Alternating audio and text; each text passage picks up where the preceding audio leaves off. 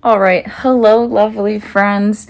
So, I've had this idea about doing a podcast, and it would honestly just be me sitting here, just like this, talking to you guys about a topic and about things that are going on. So, I really wanted to start something like this where I could, like I said, just talk. And it would be about Disney stuff mainly. So, for this first episode, I kind of just want to talk about what it's been like to be in the theme parks currently. And before I continue going, the setup isn't always going to look like this, but I want it to be in a setup where I'm just sitting and being super comfortable, nothing that's too, like fancy and posed and everything. But anyway, let's talk about how the parks have been recently. So let's start with the most obvious thing. To get into the parks, you need a reservation. So you'd have to use the My Disney Experience app and make a reservation for whichever park you'd like to visit on whichever day you're going to be here. So for example, with the annual pass holders, you go in to My Disney Experience app. You'll go, not on the app, sorry, that is false information. You will be going to the actual My Disney Experience website, because you can't do it on your app yet. On your app, it'll tell you that you can book a reservation, but it'll just take you to the website. And with that, you'll go ahead and press make park pass, and you'll go ahead and make that park pass, and it'll walk you through all the steps of who's in your party, what day you're going, and which parks are going to be available for that day. There's also an availability calendar that you could look at, and it'll show you what parks are full, what parks aren't full, which park you can go to, which park you can't go to. With the annual pass holders, the pool is a lot smaller for annual pass holders who can make a reservation. If you're buying a day ticket to Walt Disney World, you have a better chance of getting into the parks, especially the more popular ones like Hollywood Studios and Magic Kingdom. Most of the time, Animal Kingdom and Epcot are easy to get into, no problems. At least I haven't had any problems getting into those two parks during this whole reservation process. Now, when a lot of people hear about the reservation system, they tend to ask if park hopping is still a thing. And no, it is not. But starting January 1st, you can park hop. But you'd have to go to your first park from opening till 2 p.m. You can't park hop until after 2 p.m. to your next park. I know a lot of people were really missing the park hopping experience. I mean, I miss it as a pass holder. I miss being able to have the freedom of going to whichever park I want back and forth. But this did teach me to enjoy being in one park for a whole day. Because when park hopping became a thing, I think we forgot what it was like to just be in the park open to close. And just to experience the park. Even if you didn't stay open to close, but just to experience that park without being able to go to another one. I think it brought us back to that. I know a lot of people aren't content with that, but I really do think it's important that we enjoy each park for what it is. So, I mean, I love park hopping, don't get me wrong, but I just think this is really a good time for us to truly enjoy the park. And I think there were a lot of things I learned during this without being able to hop back and forth. I literally did things I've never done before, looked in nook and crannies I've never seen before. I was able to have so many more picture opportunities because I wasn't running to do 4 things here and then jump to the next park to do something else. I was able to really just embrace the park and have fun. So I really like this aspect of having a reservation system, but I'm also excited that we will be able to park hop again, but there's a time frame. Again, if you have a Magic Kingdom reservation and you go and the park opens at 9 a.m., you have from 9 to 2 in that park. At 2 is when you can decide if you're going to park hop to a different park. If not, feel free to stay in Magic Kingdom the whole day, the entire park hours. But if you wanted to, at 2 p.m., you could hop on the monorail and transfer to another one and go to Epcot. Another thing that has changed in the parks is no fast passes, and a lot of people are mad about that because they love getting to the front of the line. But honestly, it's not that bad right now. So right now Disney's at 35% capacity, which is great. Awesome. Love that. But for that exact reason, we don't need fast passes. The lines look very long in photos and when you're in the park, and that's only because of the social distancing markers that are in the line to keep everyone 6 feet away.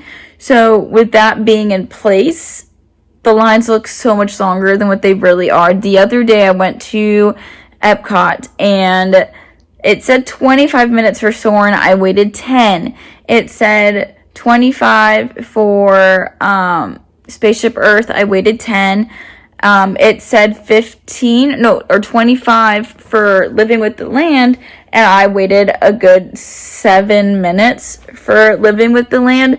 So right now there really is no reason to have a fast pass line, but if you are in the parks, you will be seeing people walk through the fast pass line, and those are people either with like child swap situations or that have a disability pass. It's called a DAS pass. They can go through that section of the line, but everyone else is going to be in the normal standby line, which honestly, it is not that bad right now. I don't know when we will ever get fast passes again. I've heard speculation middle of 2021, but we really don't know when that's going to happen or when it will become a necessity again. Honestly, having a fast pass line just kind of really messed up the standby line and made the lines so much longer. If we didn't have fast pass line, the standby line would move by so much quicker. But now with having a fast pass line, there's handling of 2 different queues. It's just a lot. But that's why right now the lines really aren't taking forever because we're not worrying about different guests coming in from different lines. It's so much easier right now. But fast passes, I don't know if they might be a thing of the past or if they might come back or if they'll come back a year from now, 2 years from now, or 6 months from now. We don't know that yet. But as of right now, the park doesn't need a fast pass system. Something else that's a little different is mobile ordering your food. But this is something that I really enjoy. So some people really hate ordering food and having to say their order and talking. So mobile ordering can really help people with those anxieties of ordering food and whatnot. But this does help run the restaurant smoother. So with Disney, with their mobile ordering, you go on your My Disney Experience app, you look up dining within that park that you're at. It'll say mobile dining. You can go ahead and make an order. When you're making that order, you'll go ahead and select all your food. You'll put your card information on there. It'll give you a time period selected of when you're going to come pick up your food. Once your time period starts to pick up your food, you can press I'm here to get my food, and then it'll tell you which lane to go to pick up your food. So it'll be like pick up at number 2, and you'll show the cast member in front of the restaurant, I'm here to pick up this, and then they will move you in the right direction. I have personally been using this mobile ordering function this entire time, mainly because that's really the only thing you can do right now.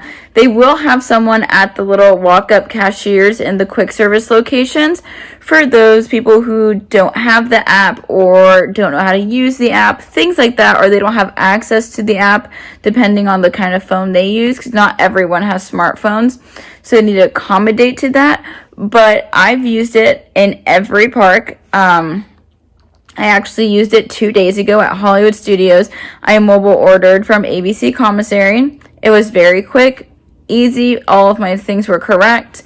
They handed me my tray, everything on it, so you can double check, and then you go sit down either inside or outside. I've done it at Animal Kingdom. I did it for Satuli Canteen. I went and used it in the Magic Kingdom for Pecos Bills.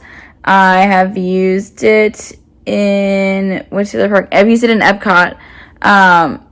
So it's not hard. Epcot does have a smaller amount of mobile ordering areas, since a lot of it are like booths that you go up to and things like that.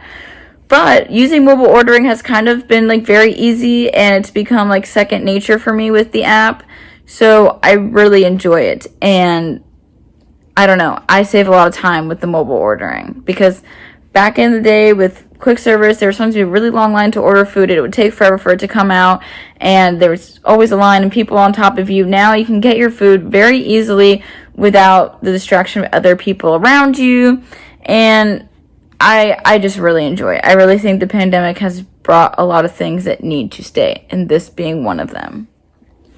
With having a reduced capacity, the question of crowds comes up all the time. All the time. Whenever I'm posting on Instagram or posting for the Diz's Instagram, the topic of crowds is always coming up.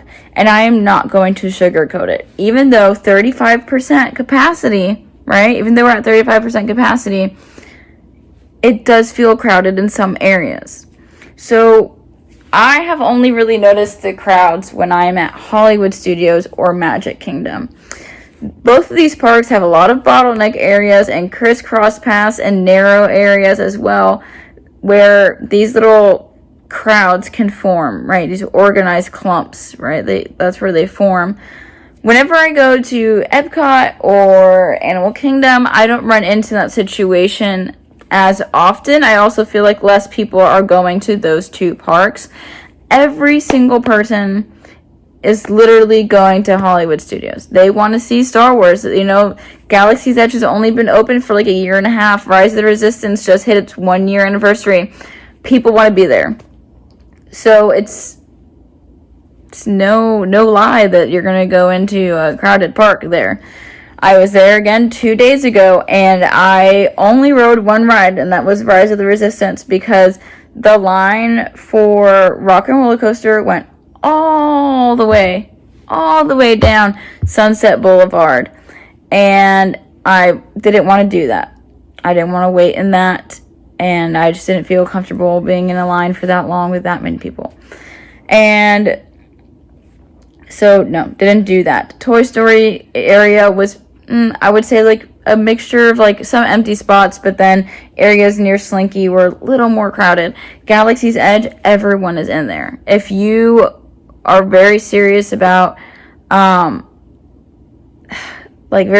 being distanced from everyone, I wouldn't go into Galaxy's Edge, because there's just a lot of people. There's lines for the stores, lines for the bar, lines for food, lines for the 2 rides. So there's like 5 different lines, and they all somehow like intersect with each other. So it gets really messy. But I would say like that main street going into Hollywood Studios is a really good area to sit and relax.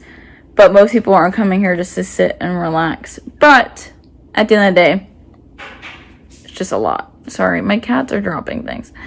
But that's the only place I've seen like really bad crowds. Magic Kingdom, there's some days where it's empty, some days where it's crowded. It depends if you're getting ready for a holiday or not, or if it's a weekend.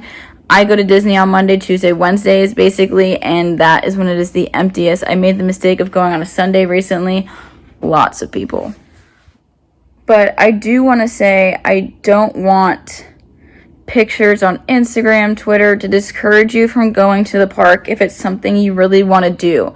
I understand we are in a pandemic. No one should really be going out doing anything, but I will tell you that Disney has been doing such a good job in keeping everything in check and keeping things very safe and being very strict about masks, which is phenomenal. I feel the safest when I go to Disney. But if you have to travel on a plane to get here, just don't come. This is not a time for people to travel into Orlando. If you are a local, I would say go ahead, do a Disney trip, enjoy it, spend a few hours in the park. This is Milo, everybody. Spend a few hours in the park, enjoy some Disney magic. But this is not a time if you're planning like a once in a lifetime trip here. It's really not the time to do that. Also, it's not a safe time to be flying. If you're driving down, okay, but take every precaution that you can. If you feel comfortable or it's necessary to quarantine, do so after your vacation. We shouldn't be, spreading or infecting other people around us. So I just want to be made very clear. yes, these pictures look like the crowds are crazy, but it's from the perspective of the photo. I will let you know that it's not horrible. It's something that we can bear. We're used to the parks being at like 80% capacity when we're going, and that's a lot of people. But this is 35% capacity, so it's manageable if you go to the right places. If you want to stay in a safer environment, a more open environment, I would say head on over to Animal Kingdom. Animal Kingdom has so much open air, outside seating, and there's so much space, especially on those animal trails. You can just walk and walk. There's no one surrounding you. It's not clustered. Animal Kingdom to me is the safest park right next to Epcot.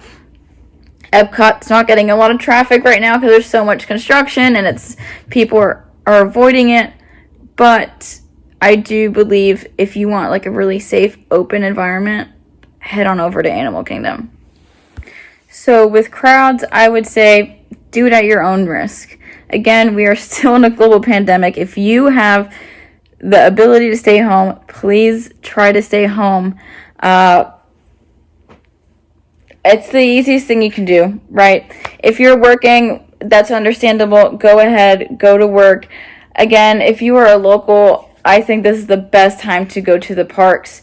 But if you are going to go to the park, please stay safe. Follow all of the guidelines that Disney is putting in place to keep everyone safe, including their cast members. It's just a time to be aware of every safety measure possible because we don't need any COVID cases like tracing back to Walt Disney World. And Orlando has been an area that, we're in Florida. Florida has really high cases of COVID, but Orlando tends to have, one of the lower amounts of COVID cases, even though it's still kind of high. But just please be as safe as you can be when you are here. And that's all I really have on the whole COVID updates. There's the social distancing is put into place. Masks are mandatory. If you do not comply, they will ask you to leave the park. So if you already feel like you don't want to wear a mask, don't come. Stay home. You don't need to be here if you don't want to wear a mask. And that's on that. There are no fast passes. If you want to go to the park, you need to make a theme park reservation, whether you have a day ticket, an annual pass, and resort guests are also in a different little pool. So if you're a resort guest with a day ticket, you have your own little spot. If you're just buying a day ticket, staying off property, you have your own little spot. And annual pass holders have their own little spot, right? So make sure you make those reservations, okay? And make sure you are just safe. Wash your hands. Wear your mask. Don't put out your frustration on the cast members. They didn't make up the rules. They're told what the rules are, and their job is to enforce it. So let's just make sure that we're giving love to those cast members when we are in the park. All right. This is the first episode of the Healthy Dose podcast. I really don't know how it's going to keep going. I just want this to kind of be like a sit down, me talking thing with different topics. I do plan on maybe having guests here and there, but I just want an outlet where I can talk about a story that happened in the park like 2 days ago, or I can talk about how I feel about a new addition, or we can talk about new things that are coming.